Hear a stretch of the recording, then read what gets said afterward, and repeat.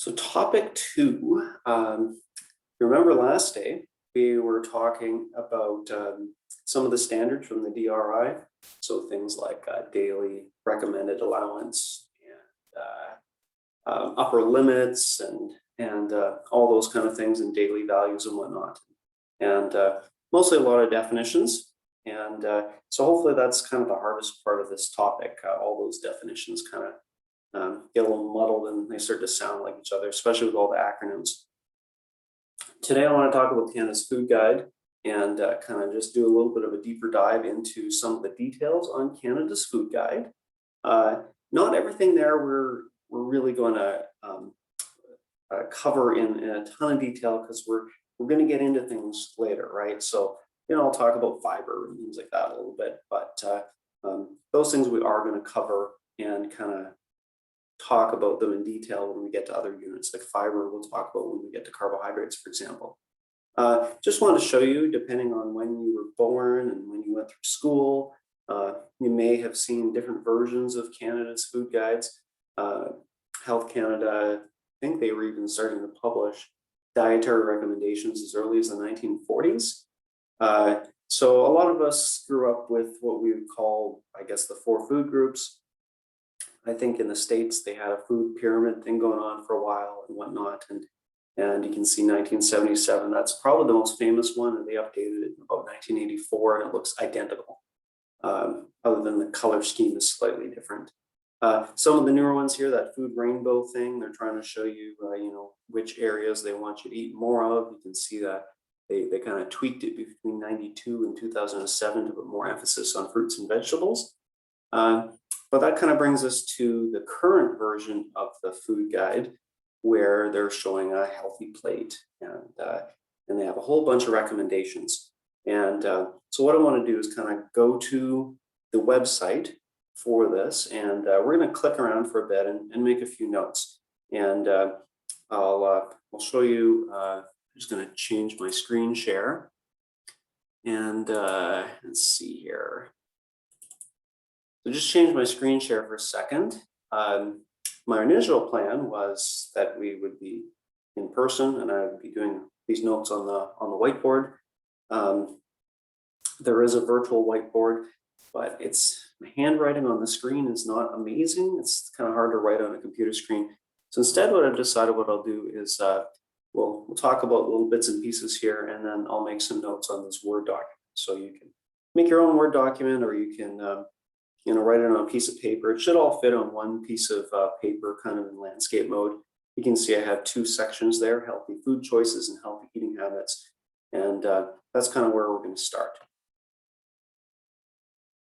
Somebody has a comment saying they've seen all 3 and remembers when the rainbow middle one came out. Yeah, like I said, I'm old enough to remember the first one, although not the 1977 version, but the 1984 edition, which, like I said, I looked them up and they're basically identical, other than different color scheme as far as what I could tell. Maybe the nitty-gritty details are a little different. All right, so I went back to my PowerPoint, and what I meant to do was go to the web browser. So here we go. Here's the web browser. And like I said, I want to click around for this a little bit, and make a few notes on this. So here's the food guide. The first thing I want to point out is that this is from the Canadian government, and you can go back here and click on this, and you can see this is the Canadian government, and it's got a little bit of everything here. And to get to the food guide, you're going to go to health, because it is under Health Canada. And Health Canada, of course, deals with all sorts of things, diseases, immunization, those kind of things. And the food guide is on here, right? You can see actually it is the first click. So we can click on the food and nutrition. They do have other information about food and nutrition here. Information, for example, about food labels and food safety. And there's actually tons of branches of the federal government that deal with health and nutrition and whatnot. And I'm not sure of all their relationships, because there's, of course, Public Health Canada. There's also the Canadian Food Inspection Agency. And they're all they'll have some intertwined and different roles, but the Canada's Food Guide does fall under Health Canada. And so there it is. They have all sorts of different documents here. I would say my biggest criticism about their website is um, there's almost too much information, and making it for easy reading and whatnot. But their kind of main brochure, like I said, it lays out things relatively straightforward, and this is going to kind of be the basis of the food guide. So you can see, if you take a look at this, it's actually 3 pages, and I'll come back to page 2 in a second. Page 2 is some more recommendations about healthy eating. Page 3 is basically saying, hey, we have this in a whole bunch of different languages. So, if you don't speak English, check out some of these other languages. And I'm not sure how interactive all the other languages are, because I don't know if I'm capable of browsing the web in another language. So I didn't even try, but you can check it out if if English is not your first language. Check out some of these other languages. I think they said they had it in 30 languages, so they would not all be listed here, but I'm not sure. So if you go back to the plate, you can see the title here is Eat a Variety of Healthy Foods. And that was actually the first part in my notes, but I'll come back to the notes in a minute, is this part here. And so you can actually click on all of these, or you can use the menus on the side and get some other information about that. For example, if you take a look on the side here, click on food choices, and it's kind of giving a little bit of a synopsis of the plate. I'll just go back to the plate. We can click on have plenty of vegetables and fruits. So let's click on that and talk about vegetables and fruits for a minute. The first thing I want to say about the Canada's Food Guide, a lot of people are like, okay, why did you do this? What's wrong with the 4 food groups? What about dairy? I mean, dairy is awesome, right? So kind of the big thing is there were 2 kind of prongs to this in terms of why they made some dramatic changes. One is that the evidence shows that most Canadians really do not have enough fruits and vegetables in their diet. And if people adopted a diet, something like this, it would actually have some major improvements in overall health in Canadians. Number 2, you probably know that not everyone consumes milk, right? So it is not technically essential for the human diet. It's a great source of protein, great source of fat, sometimes other vitamins and minerals such as calcium. So they, the dairy farmers were not very happy about this, but it is a reality that dairy is not essential for human health. I think it's essential for me. I love dairy, but if I had to give it up, I guess I would, and I would probably survive even if it was reluctantly. So let's talk about the fruits and vegetables. Like I said, they're trying to get people to strive towards that, half your plate. And so if you click on this, it gives all sorts of information about, fruits and vegetables. You can see there's some subsections about, fruits and vegetables are good for you, and tells you why, vitamins and minerals and fiber and those kind of things. And the one thing I like about the food guide is it doesn't just give you the info, but it gives you lots of suggestions. And that's, I find, what I need. I mean, how many times in the evening I'm like, I need a snack. And for some reason, my brain just goes, boop, and I don't even know what to snack on, despite the fact that my fridge and cupboard are loaded with all sorts of things, good and bad, right? So I love suggestions, right? And suggestions are great, at least for me anyway. So it's throwing down a few ideas: pears, apples, berries, broccoli, leafy greens, things like that, and so on. It talks a little bit about frozen vegetables and fruits, which are just as good as the fresh ones, and sometimes they're a great way to supplement a meal and whatnot. And canned fruits and vegetables, and talks a little bit about the nutrient contents. Some of them do have extra salt and sugars and things like that. And you keep going down, there's snack ideas and so on, and gives you some tips on how you can eat more vegetables. And so this is the thing that I love about the food guide, is because I feel like I constantly need tips. And you can go down further, and there's some other links, and this actually links us to other parts of the food guide. So I'm not going to dwell on all the sections this long, but I kind of wanted to show you some of the things that are there. Sometimes there's links to recipes and other areas of the food guide, but it's trying to give you some information about what to eat. So we can click on, for example, the protein section here. Same idea, tells you why proteins are good for you, what's in them, and so on. Lots of suggestions and how to have healthy proteins. And focus on, for example, lean meats and those kind of things. And I'll talk about fats in a second. Uh, and again, an emphasis on thinking about getting protein foods from plants, because of course that's a good healthy choice, right? And I'll just click on the grains here. It's talking about eating whole grains, and talks about fiber and whole grains versus white bread, right? So I don't know if everyone knows the difference between whole grains and whole wheat, for example, and white flour. It has a lot to do with refining. So in white flour, what they do is they've basically taken away a big part of the grain. I don't really know a lot about grain anatomy in terms of the seed, but there's a little shell around it, and what they've done is they've taken away all the outsides and just given you basically almost completely just starch, which is not necessarily bad for you, but what it's done is taken away some of the good stuff. It's taken away the fiber. It's taken away in the covering on the wheat. There's more vitamins and nutrients and those kind of things, and there's a lot of research to show that removing these things, you're removing the potential health benefits, particularly the fiber part. We're going to talk a lot about fiber later on, but you can see on the website here, it talks about how fiber can lower the risk of a whole bunch of things, right? Colon cancer, stroke, heart disease, type 2 diabetes. Fiber helps you a lot with having nice regular loose stools as opposed to constipation, and those kind of things.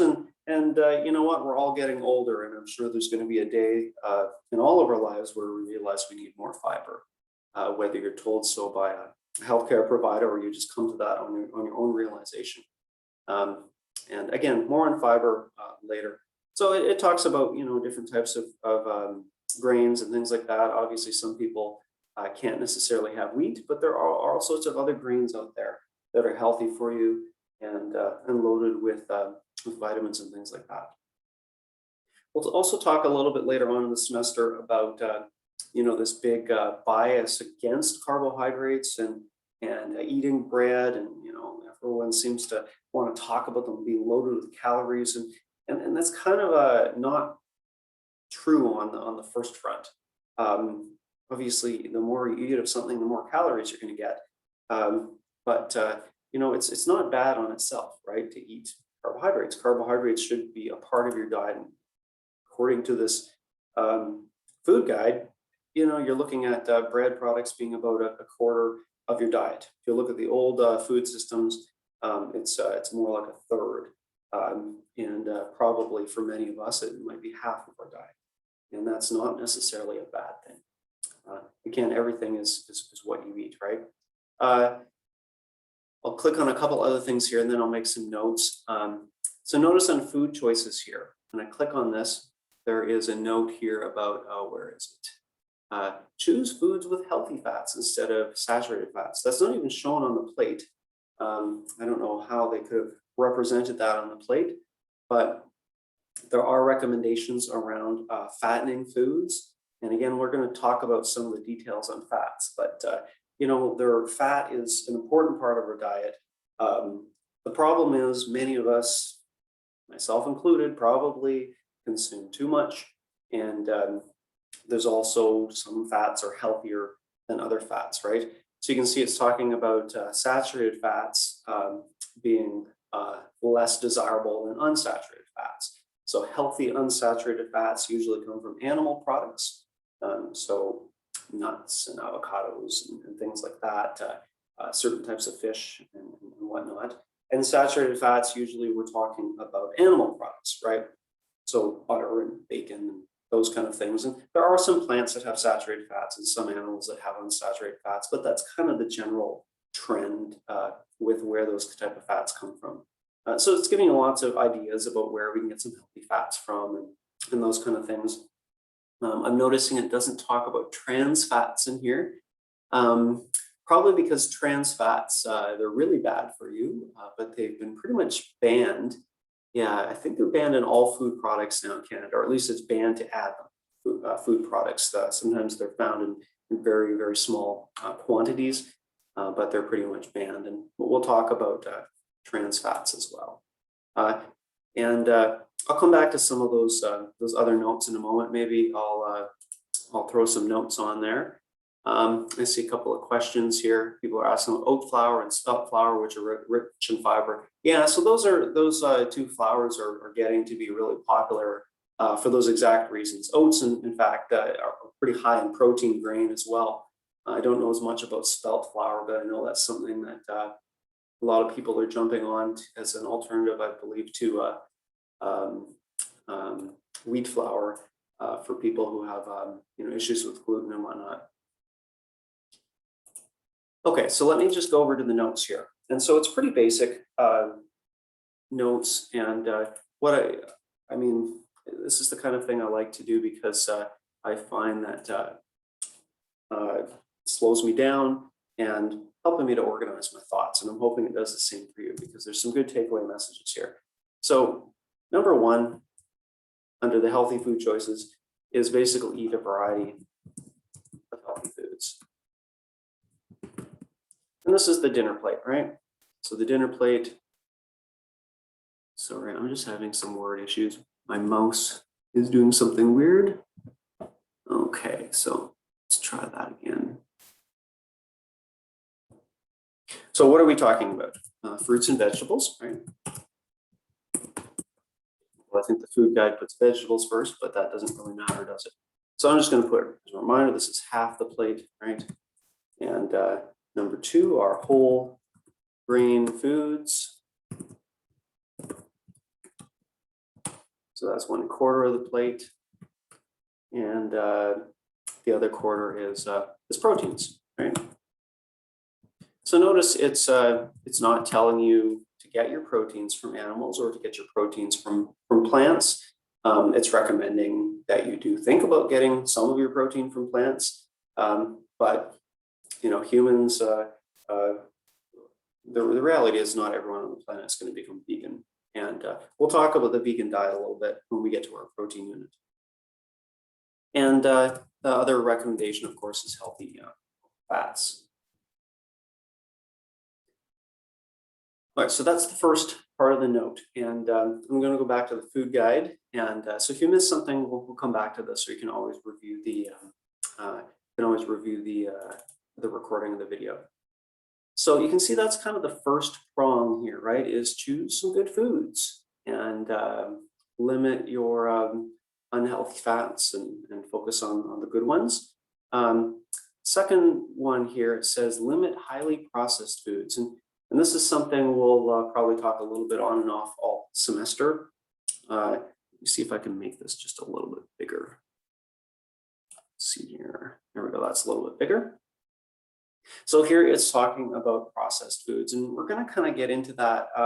This is something I was trying to figure out what processed means, because depending on who you talk to, it can mean different things, and I don't think there is technically a definition for it. I could be wrong on that, but generally processed foods means you're taking some sort of whole food and you're separating out ingredients. So we take sugar cane and we separate out the sugar, and that becomes the ingredient for something else, right?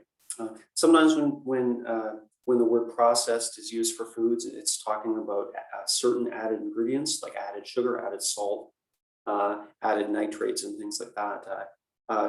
And so, like I said, the definitions are kind of loose and fast, but generally, that's kind of the thing, right?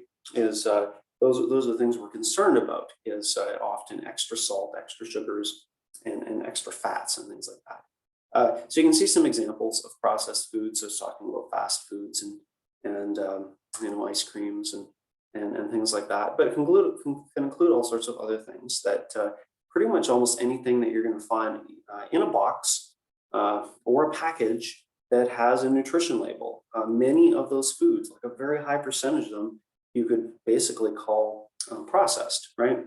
And those are the ones, really those are the foods that we're most concerned about, because of course they could have added ingredients that we're not going to want.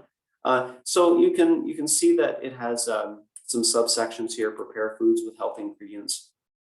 Talks about some of the things that might help you with that. So lots of tips about, do it yourself. So make baked whole grain pita crackers or, those kind of things. So some tips that, sound delicious, sound like a little bit of work in some of them. Some of them are easy fixes. Some of them are a little bit more work. But at least, like I said, for me, for healthy eating, I really need the tips. I just, I don't know what it is about food. I feel like I just get tired of the options or whatever. And so tips are always really good. The other one it talks about is, of course, when you're eating out, think about what you're going to have. And I have a nice infographic here I'll show you in a minute that kind of thinks about that, those options.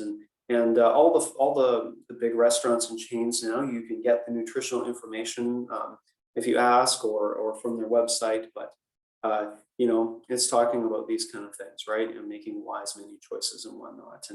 And I think, it's very easy to make unwise choices, right? Think about, people go to Starbucks and you get a coffee on its own doesn't have much in it in terms of calories, but, you're spiking it with a whole bunch of fattening milk and, cream is 18% fat. And you know what, it tastes good, right? Cream is very good tasting and very satisfying, but it's something to think about, right, in terms of healthier choices and things like that.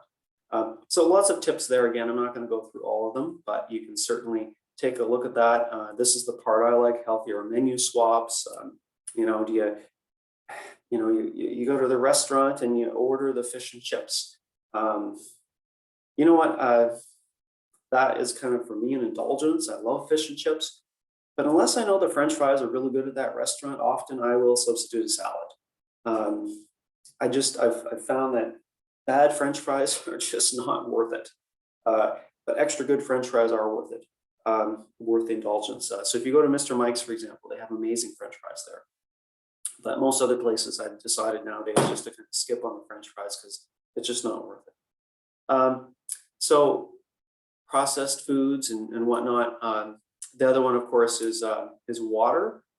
So this goes right back to Canada's Food Guide. Is actually right there on the main part. Make water your drink of choice, and talks about, again, the benefits of drinking water, because of course many of the drinks that are out there, the big one, of course, is added sugars, and really that's something to take a look at when you take a look at nutrition labels. Take a look at how much sugar is in the juices you drink.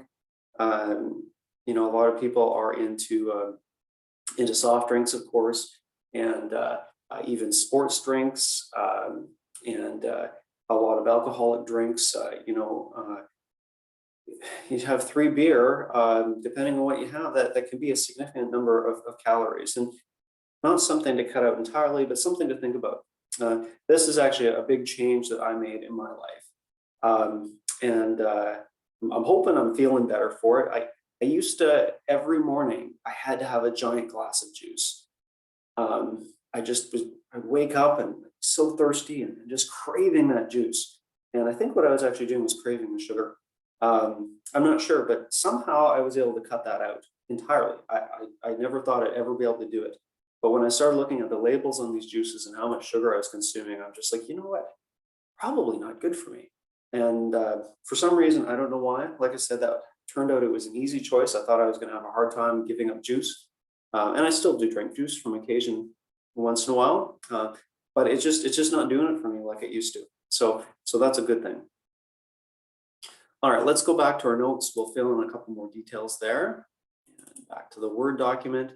So this would be number 2, is limit highly processed foods, and it had a couple of subsections to it. One was look for healthy ingredients. So look for healthy ingredients. And this is for meals and snacks, of course. I probably don't need to write that. And how do we do that? So I'll just maybe make a sub point on that one. The big tip was look for less salt less sugars, and less saturated fats.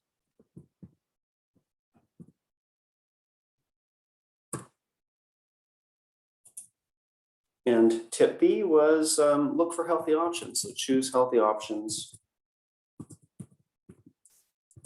when eating out. And looks like I can't spell today. There we go. Someone's mentioning here they cut out Diet Pepsi and didn't think we'd be able to, but yeah, you know what, you can surprise yourself. Like I was saying last day about the relapsing, sometimes we relapse into things, and you know what, that's natural. It happens, right? And I know throughout my own life, I certainly go through. I'm not going to call it phases, but I'm inching towards being healthier and healthier.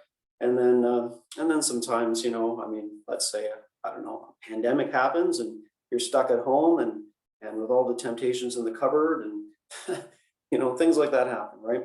And it's natural and normal, and it happens to all of us.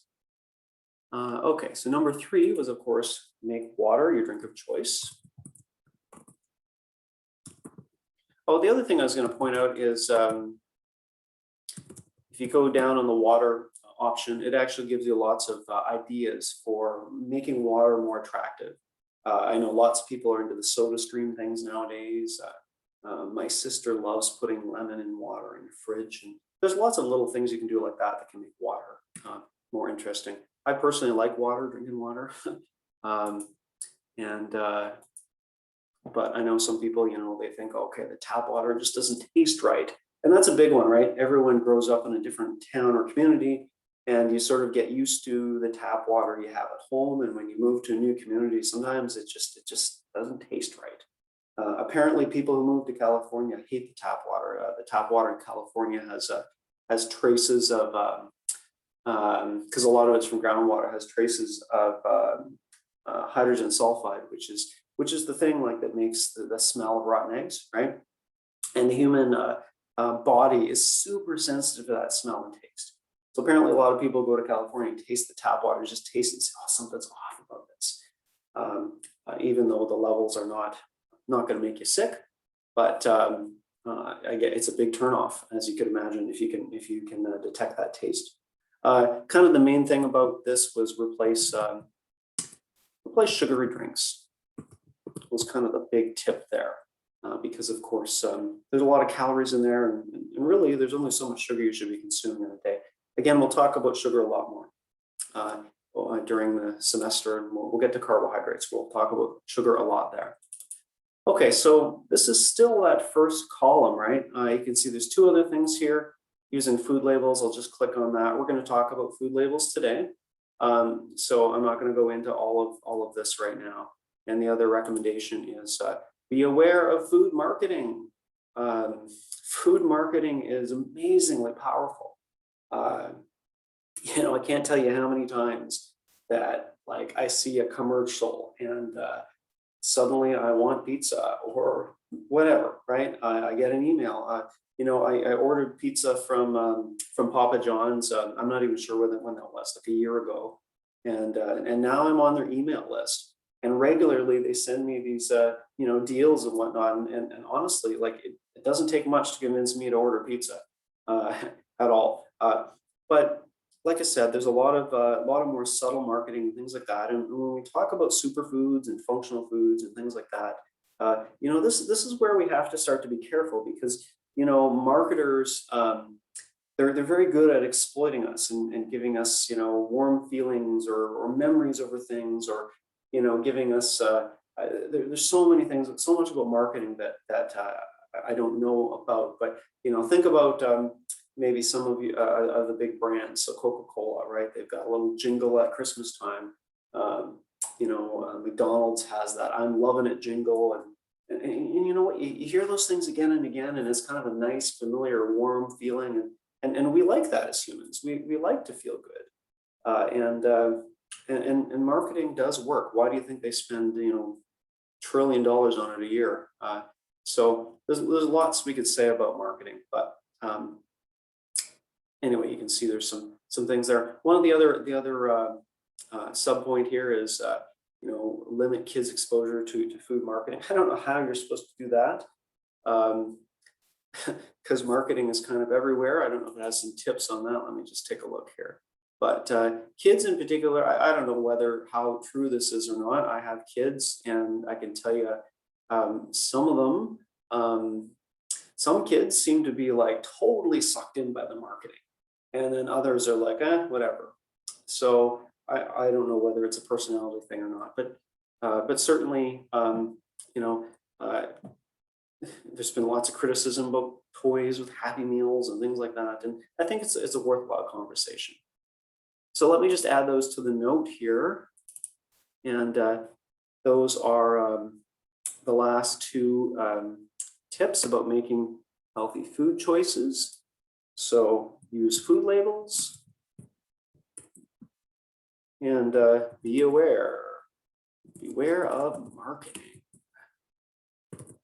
Okay, so that's kind of the snapshot, the food guide. The plate kind of being the basis of it, giving you that image of all that good stuff, and then everything else is kind of let's talk about things like saturated fats and replacing sugar in our drinks and our processed foods and making good choices, right? So I'm just going to go back to the food guide here, and let me see here.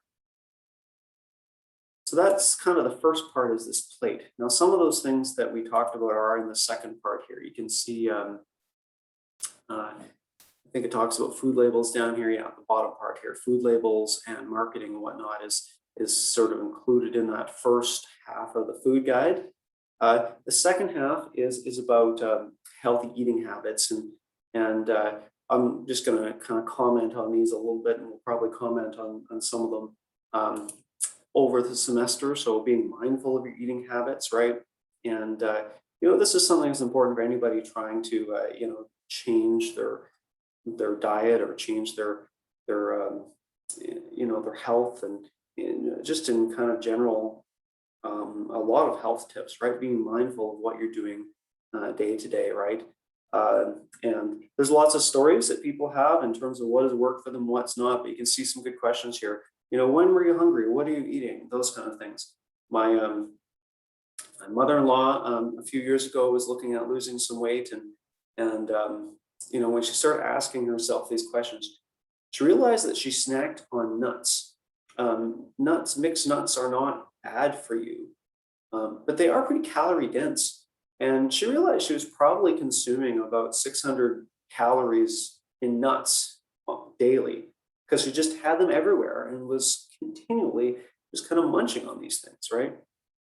So this is kind of an eating habit she had to be aware of in terms of, she did not want to give up the nuts. They are good for you, but finding a way to limit herself, so having a pre-measured bowl, and this is how much she's going to consume in a day and no more, and things like that. But she had no idea until she started actually counting her calories, how many she was getting from nuts, for example. So lots of good questions there. Like I said, lots of tips here. It's not, we're not going to go through all of them, but like I said, worth touching on. Benefits of cooking, kind of worth touching on cooking, because if you think about cooking versus, let's say, prepackaged foods, you've got these prepackaged foods, and they generally fit that category of being high sodium, high fat, high sugar, or one or all three, right? Whereas cooking, learning how to cook, you have a bit more control over those things, and you can be more mindful of the proportions that you add things, right? In terms of you can add more vegetables, you can add less salt. You don't need to. You can control the meat in terms of whether it's something low fat like chicken or something like that. And learning how to cook it's fun, right? It can be fun. It can be enjoyable. It's one of the big pleasures in life, and can really help you with having a good diet. So here's some, again, tips, and I'm not going to go into all of this.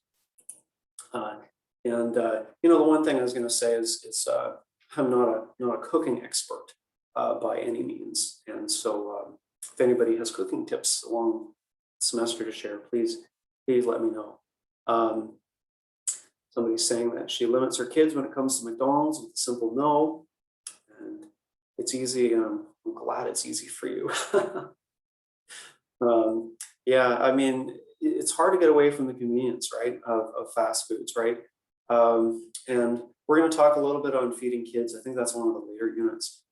It's you know what it. If you've ever been a parent, every kid has their own challenges, right?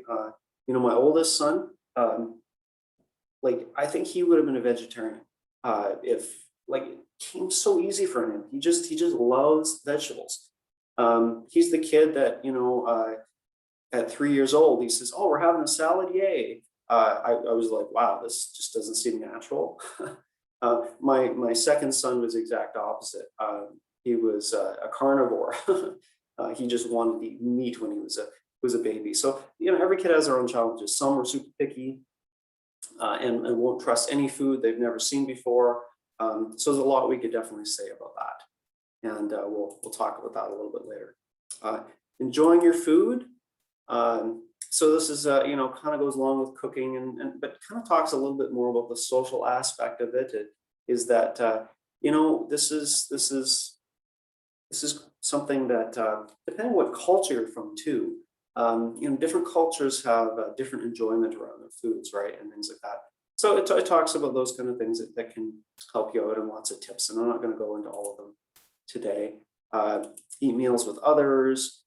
So you can see it talks about that, and actually talks about some of the cultural traditions and things like that can be good. Again, not all of our well-being is to do with counting your calories, but having good experiences and those kind of things.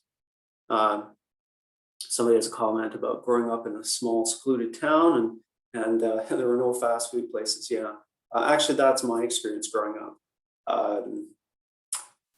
There was like one kind of, I guess you'd call it a drive-in place that was open for about 2 months in the summer. And that was it. I had no Tim Hortons and no donut place in my hometown. And, that is one vice that I am not into. I'm not into donuts at all. And I don't know whether that has to do with my growing up experience or just that donuts don't have enough chocolate in them generally.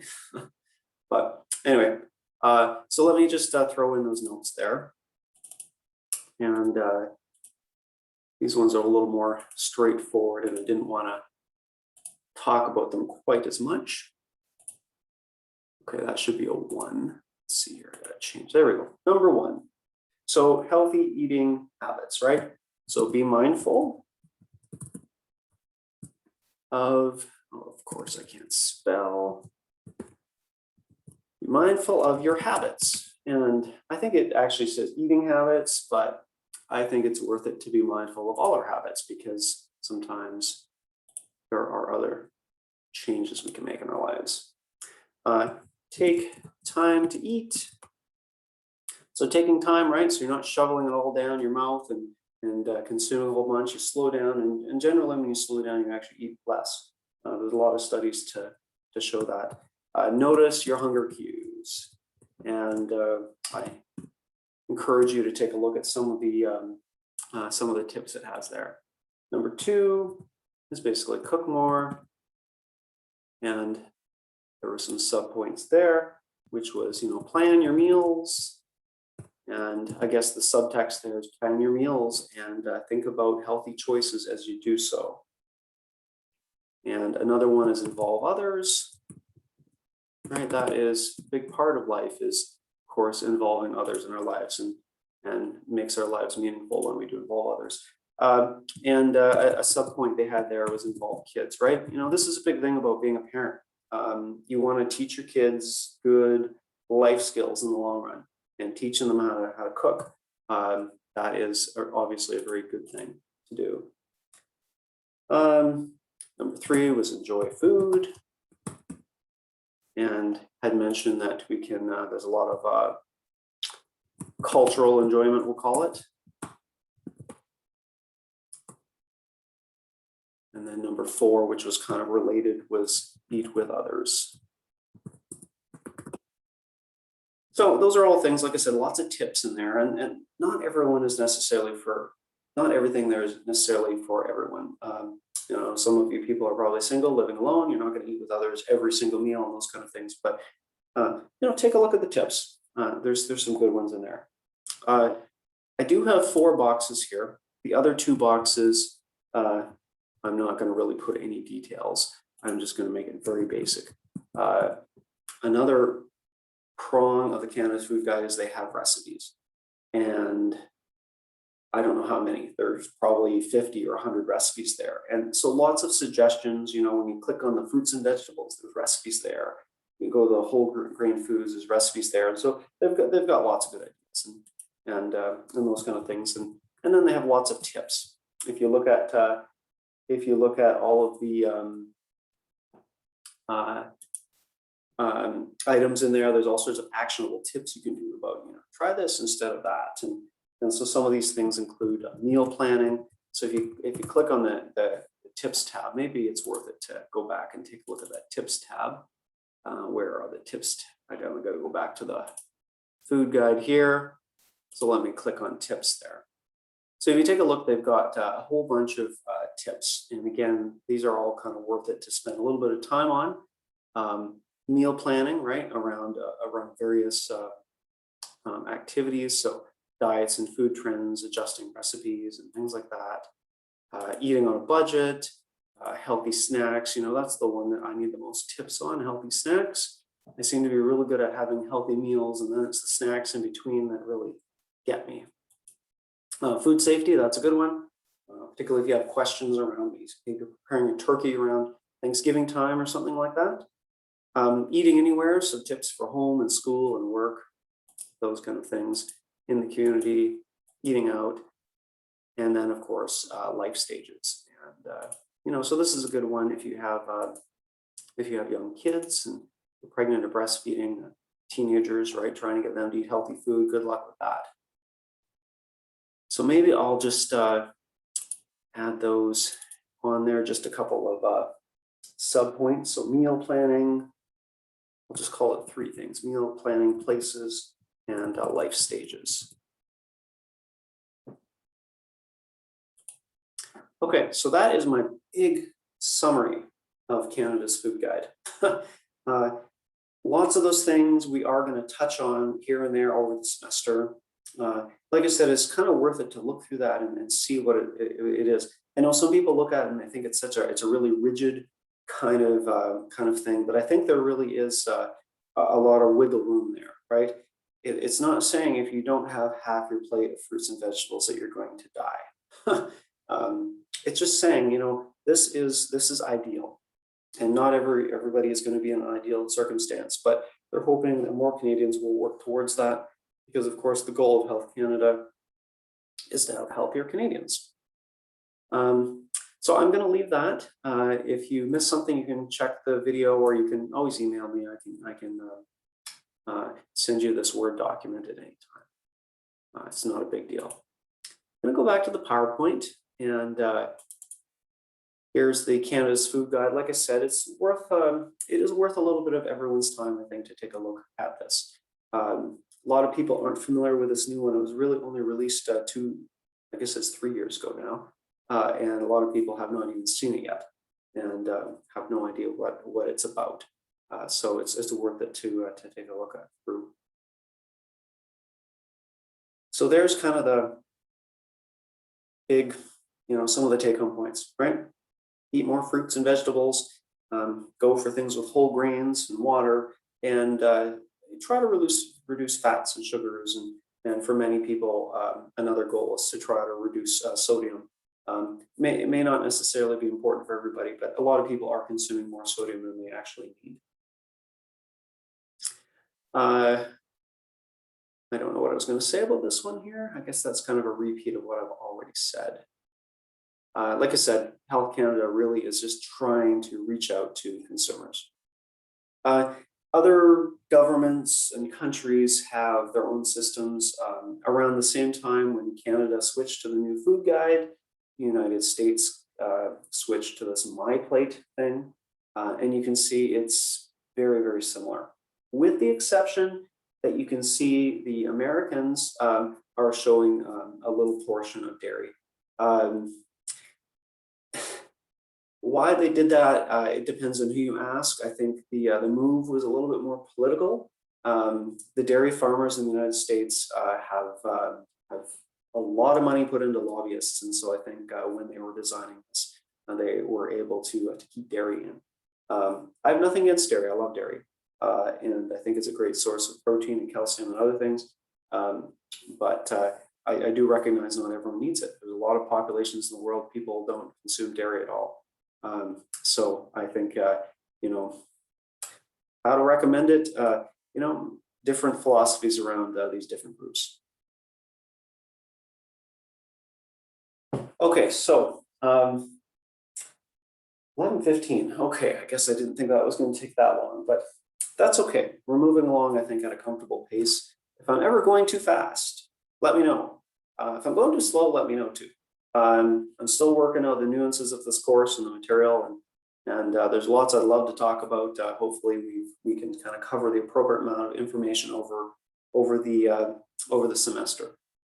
Something else that is talked about in the food guide, if you look in certain places and by Health Canada, and a concept that dietitians talk about a lot is something called the discretionary calorie allowance. So if you take a look, there's a definition there, right? It says it's the number of calories allowed after the calories have been accounted for that have been supplied by all the essential nutrients. So if you take a look, just take a look at that example on the right. This person here, it's been calculated that he or she needs about 2,000 calories a day to you know, maintain their weight and be healthy. And the person has obtained all the essential nutrients within 1,733 calories. So that means that there's about 267 discretionary calories. So what does that mean? It means that it doesn't matter what you eat for that other 267 kind of thing.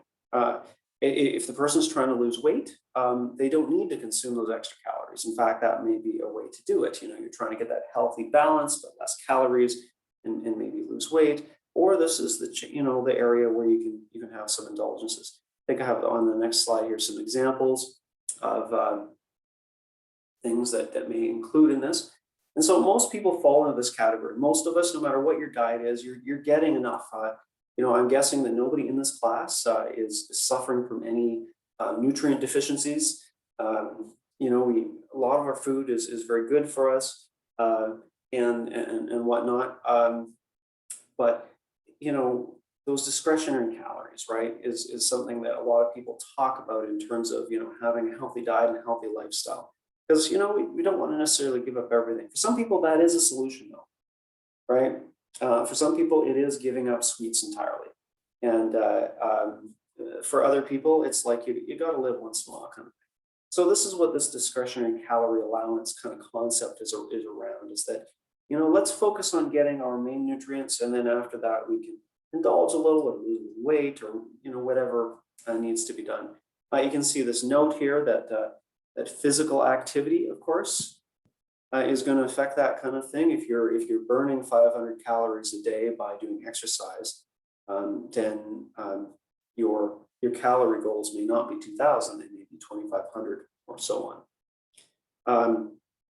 Of course, that 2,000 is just sort of an estimate, and I think I've got a chart here showing where that 2,000 comes from here in a moment. And kind of back to this recommendation that you know, I keep talking about, is choosing nutrient-dense foods is better than choosing calorie-rich foods, right? And so again, this is, you know, a theme of something we're talking about all semester. Oh, okay. So kind of forgot about this, but I have a little video for you here. Just taking a look at the timer. It's 11:20. We got lots of time. I think probably what we will be talking about for the rest of today's lecture is a little bit about that achieving moderation and portion size, those kind of concepts. And I found this, this is again from the Stanford Introduction to Food and Health video series.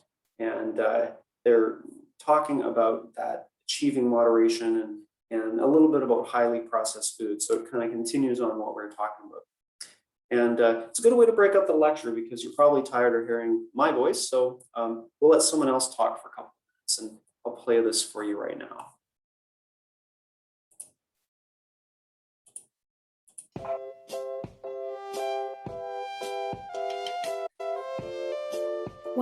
One of the biggest problems with the typical Western diet is the fact that much of our food is refined or highly processed.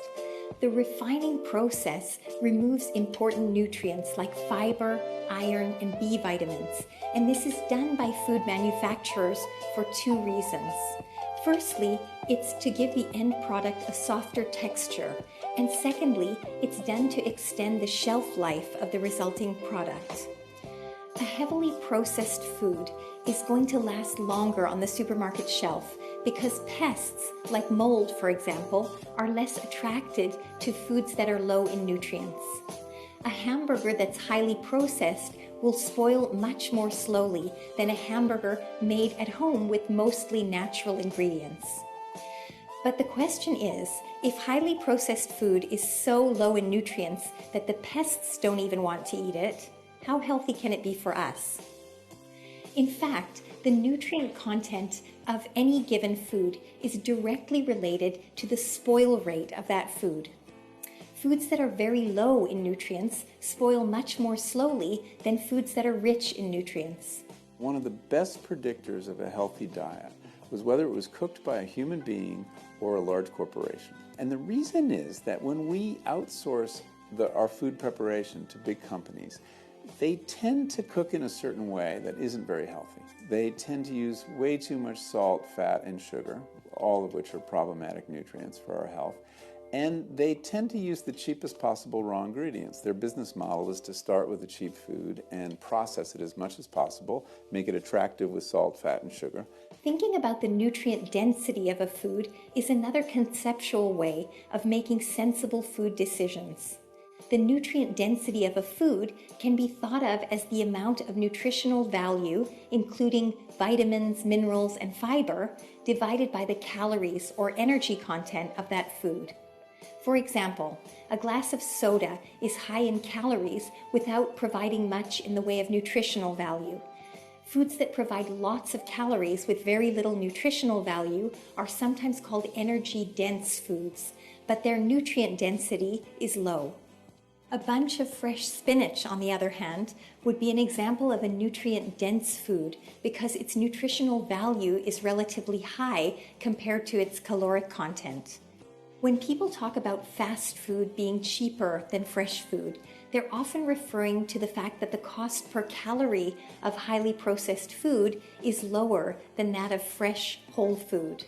This is often true because highly processed food is so high in calories that the cost per calorie is relatively low. But if we instead look at the cost of food per unit of nutrient density, then buying fewer calories of higher nutrient density food is a much better use of our food budget. In the midst of a serious epidemic of obesity, avoiding empty calories should be near the very top of our list of priorities. One of the reasons why highly processed food is usually higher in calories is that in order to make these products sell, significant amounts of fat, sugar, and salt are added to make the nutrient-stripped foods taste good. Additives like colorants, artificial flavors, stabilizers, and other preservatives are also added to enhance packaged products and maintain the illusion that we as consumers have many choices when we walk through the supermarket aisles. The last thing we need to be aware of are highly processed foods that masquerade as healthy foods. These are products that have synthetic nutrients added back to them after they've been refined, and this is usually done to make the product seem healthy to the nutrition-aware consumer. It's important to remember that the most nutritious foods, like broccoli, don't come in packages that tell us how healthy they are.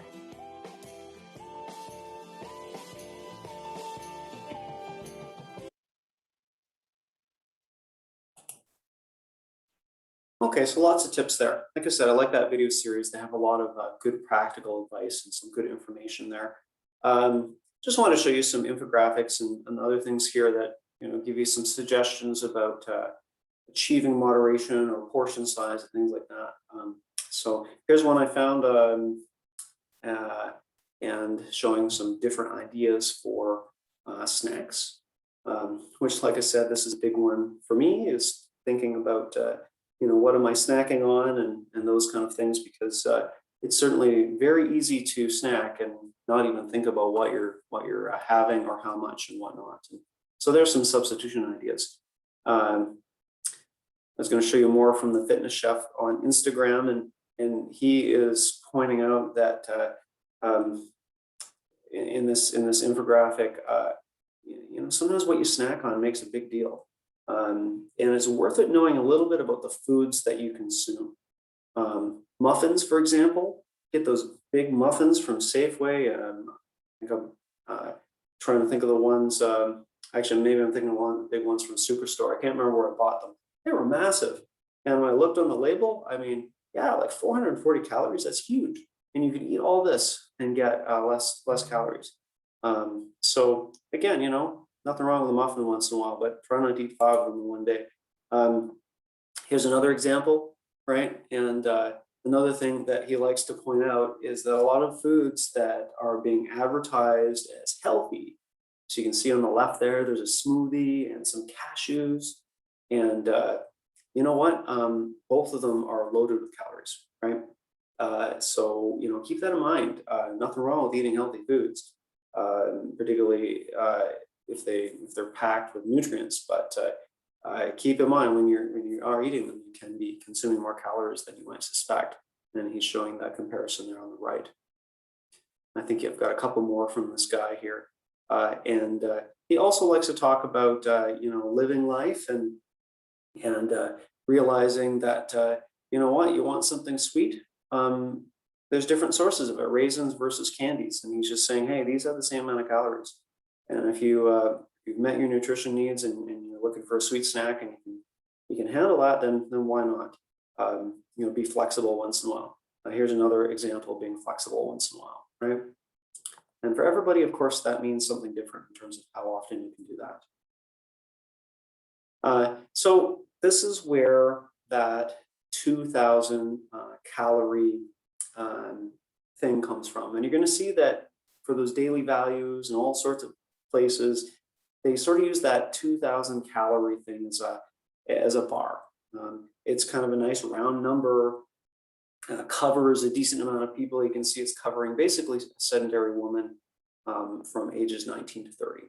I'm not sure if they're necessarily targeting that particular group of people, but like I said, 2,000 is a nice round number. It's some easy math in some cases, and is a good starting point.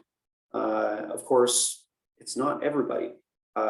These things can go around your height and weight and how many calories you actually need. 2,000 calories is actually not a lot for some people. A lot of men, you can imagine, are very big humans. And it doesn't mean they have a lot of body fat, but they're going to need 3,000 calories a day, or they're going to be losing weight, and they maybe not want to lose that weight. Again, children much less. All those things are kind of in there, and gives you an idea of a breakdown of what a good diet might look like. And you can see they do include milk or protein foods in there. Plant-based foods, whole grain foods, fruits, vegetables, those kind of things. So it gives you an idea of what that might look like in terms of a kind of a healthy diet that would obtain that goal with a 267 discretionary calorie allowance in there as well. So that's kind of like one decent sized dessert, or depending on what it is, right? If it's a piece of pie, a piece of pie is probably 400 or 500 calories. A couple of small donuts may not be. You have to look it up. And then again, this is just a sample diet plan, kind of breaking it down by meals. And there's tons of these diet plans out there. Some of them more useful than others, but you can see they basically breaking down that 2,000 calorie diet and looking at spreading it over the day in terms of what you're going to get. And that's the case, right? You're not going to get every nutrient every day in a decent amount of quantities. Every day we're often eating different things, and And so, it's kind of something to sort of look at and think about as you're planning your foods. And then there's a sample menu here in the textbook just showing what some of these foods might look like. And we'll talk about grains and sugars and things like that. And hopefully this is relatively straightforward. Okay, so I have another video where I want to talk a little bit about food portions. And here's one that's talking about what a portion might look like. This is, of course, the big joke, right? Is people talk about, one slice of pizza, okay, and then they make a giant slice, right? And, what does a portion mean? And so it's kind of worth having a conversation around that. So I will play this for you right now. And then I'll show you some graphics that kind of look at this.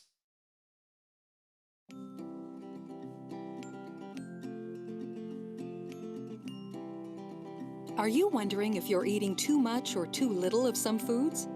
Are you looking for an easy way to size up your portions and make healthier decisions about how much to eat?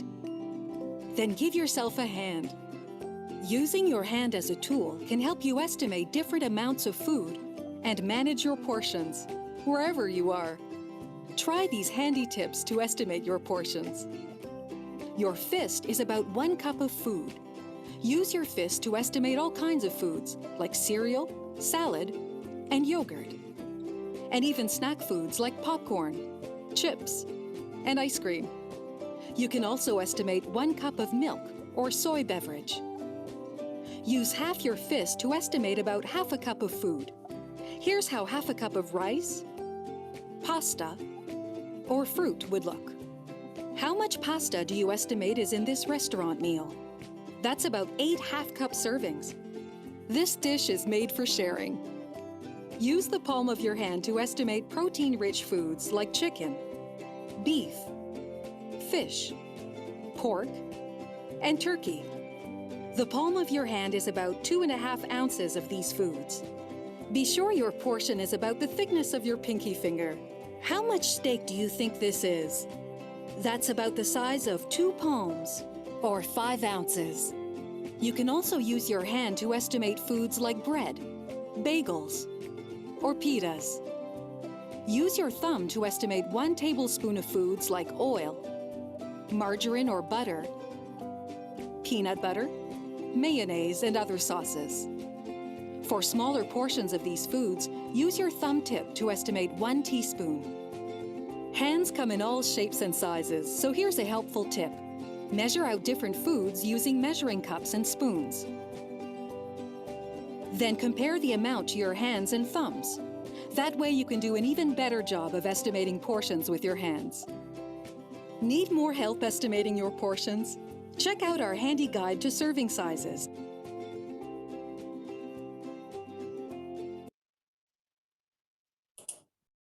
Of course, the other thing is looking at even units. I noticed she's talking about ounces and cups and things like that, and many foods are in grams, and everyone's of course familiar with different units of measure as well. So this is something actually you can get pretty good at with a little bit of practice. It's not really that hard, and that's kind of what they're showing us, some easy tips using that hand kind of thing. So I want to talk a little bit about portion control, and I think I have a hoot coming up after this. And I'm not sure, we'll probably be out of time by the time we get there, and that'll be the end of the lecture. But it's worth talking about portion control. And you can see some of the videos I've shown you, I've already talked about that a little bit, some tips, and got a few more tips for you. But this is something that there's a lot of people talking about, particularly with fast food nowadays, in terms of what they used to be offered, and now the portions seem to be getting bigger. And certainly that is seems to be the case. I'll play this video as well, very short, that kind of compares some portion sizes. I'm going to turn the volume off. You can see it's comparing portion sizes in fast foods, over since I guess the 1950s. You can see, that according to these people anyway, this is a big problem. Let's take a look here, 1955, and now bigger and bigger and bigger.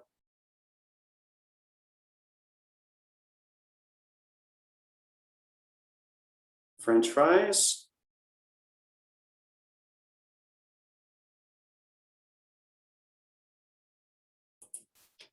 So I'm just going to stop that there. You can check out the video anytime you want, but you get the idea, I hope. We can't go to the next slide here.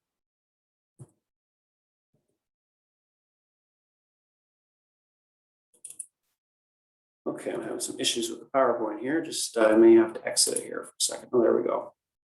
I think it's, oh, come on. Technical difficulties are always lots of fun. Yeah, so I found these infographics here that give you some tips on portion sizes. And, you know, there's some good tips here, right?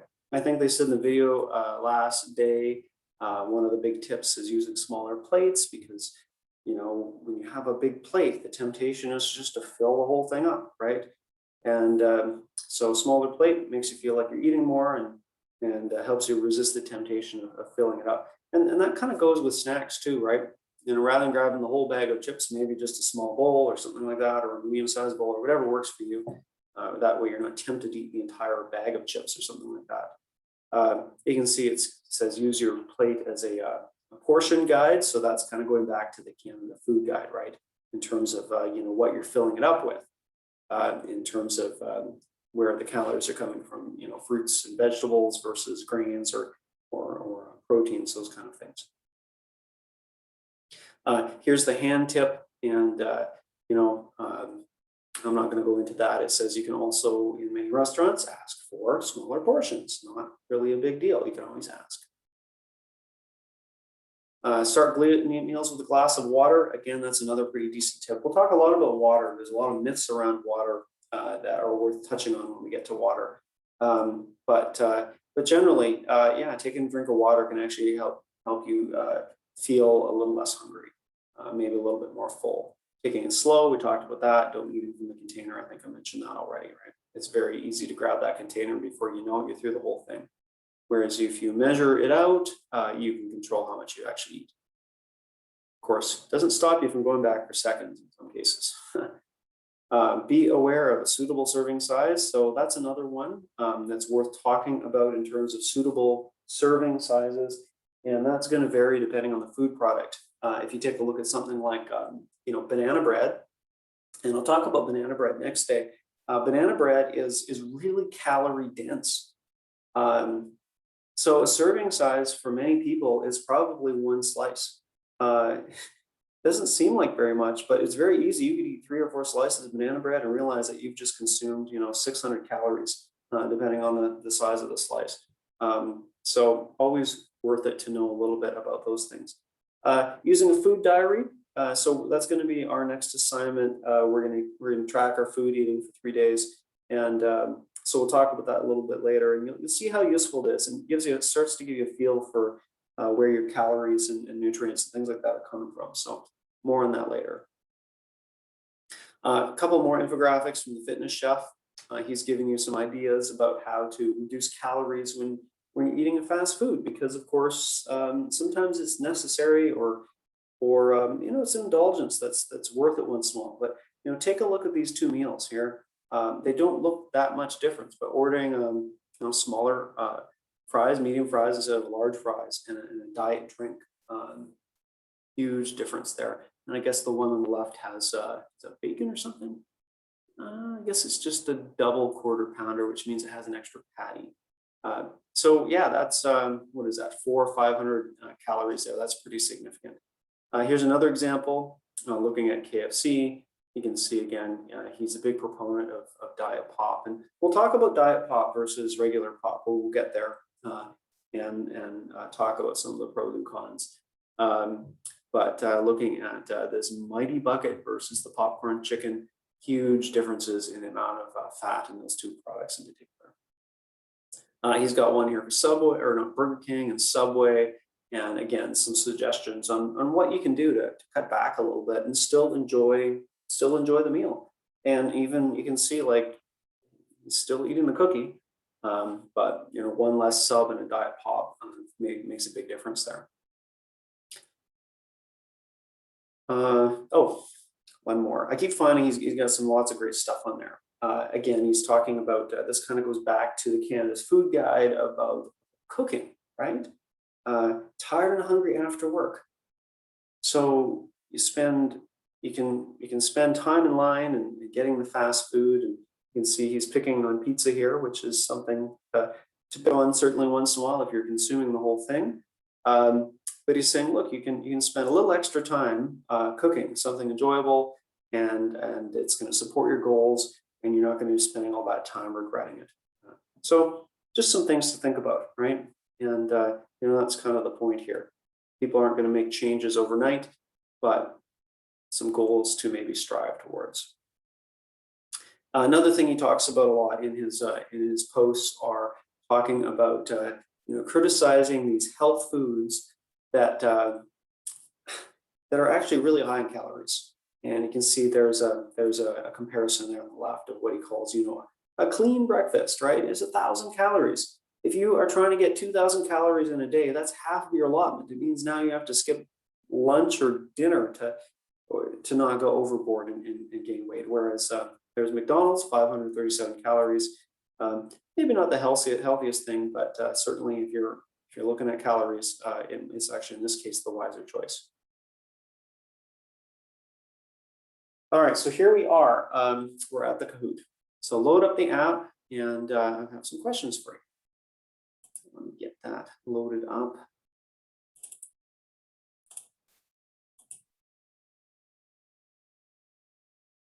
All right, the game pin is coming up here, and there it is. It's 4320389.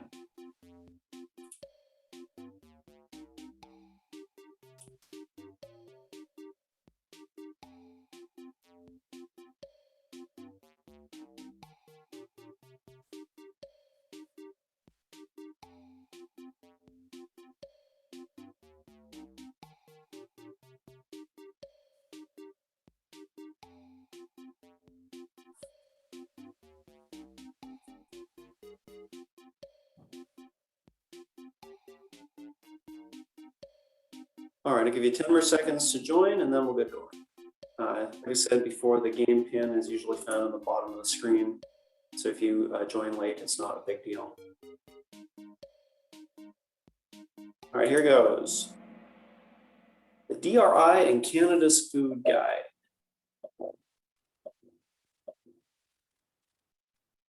Which statement best describes the dietary reference intakes?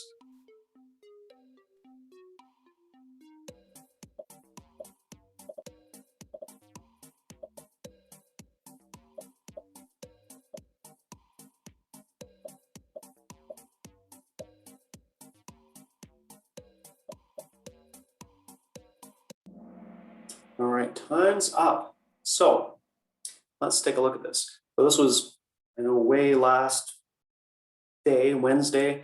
So the dietary reference intakes are these group of parameters, right? And there's actually two more, but these are kind of the more important ones. There's two more around chronic disease. And the big one, remember, is the recommended dietary allowances, which are based on the estimated average requirements. And these are actually basically recommendations for healthy individuals. I had mentioned that people who have deficiencies or diseases, their requirements may actually be different. So I see a couple of people click their maximum requirements. They're not maximum, they're kind of recommended ranges. And they are not based on a 2,000 calorie diet. The daily values are based on the 2,000 calorie diet. If you actually look up these tables for recommended dietary allowances, it'll have groups for men, women, different ages, pregnant women, lactating women, and based on different heights and weights and things like that. So the 2,000 calorie thing is really the daily values, which is what you see often on food labels. All right, so good job. Number 2, which statement best describes daily values? I may have just given you the answer on that. Or at least part of the answer.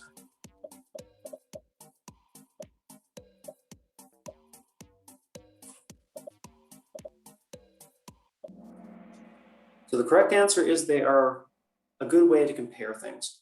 So not 3,000 calorie diet, 2,000 calorie diet, is why the red one is incorrect. The yellow one says is useful nutrient intake goals, not necessarily the daily values thing for all adults. That's kind of the clincher, right? The daily values is based on someone with a 2,000 calorie diet. So that's not going to be appropriate for everyone. The green one, nobody chose that, so good job. So really, it's kind of a best way to kind of get an idea, and particularly when you're comparing two foods. You know, does this one have more fiber? It does. Is this one a good source of iron? Yes, it is.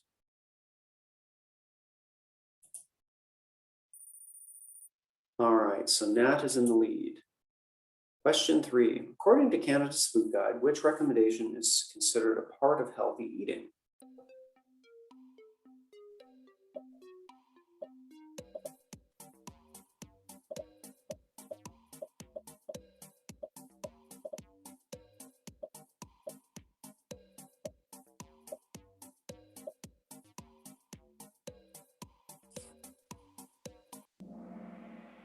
So the correct answer is be mindful of your eating habits. I had a feeling some people would check the blue one. The blue one should read avoiding foods containing saturated fats. So a little bit of a, not trying to trick you there, but there is a difference between unsaturated and saturated fats. Unsaturated fats are the ones we'd rather have. Saturated ones are the ones we're trying to avoid.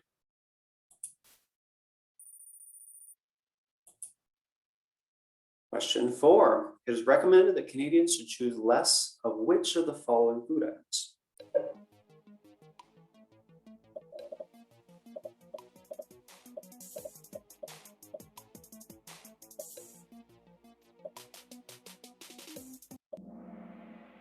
Correct answer, white bread.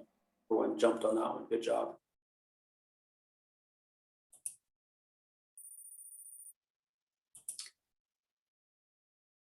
Which statement best describes the discretionary calorie allowance?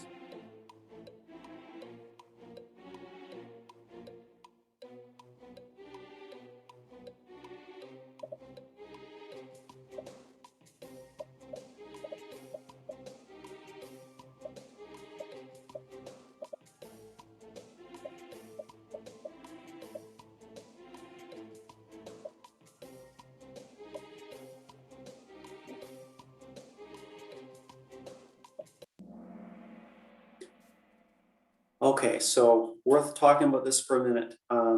Discretionary calorie allowance. Remember that is that's basically when you've achieved all of your nutrient goals, but there's still a few more calories you can consume to basically maintain weight, right? So added fat in fried chicken. That's something you don't need to get your goals, but it is extra calories. So that's how that one fits in there. The blue one, it says it must be spent on nutrient-dense foods composed primarily water. No, the whole idea of that is that it doesn't have to be nutrient-dense. It can be calories from anything. The yellow one, more physical activity, means that you can actually have more discretionary calories, not less. Last one, consumed even if the person is trying to lose weight. No, if you're trying to lose weight, then the advice is to not consume those discretionary calories. So lots of definitions in there. We'll take a look at the podium and wrap it up. So bronze for Sarah, silver for Nat, and who is it? Jessica. Well done, Jessica. Runner-up, Cassandra and Finn.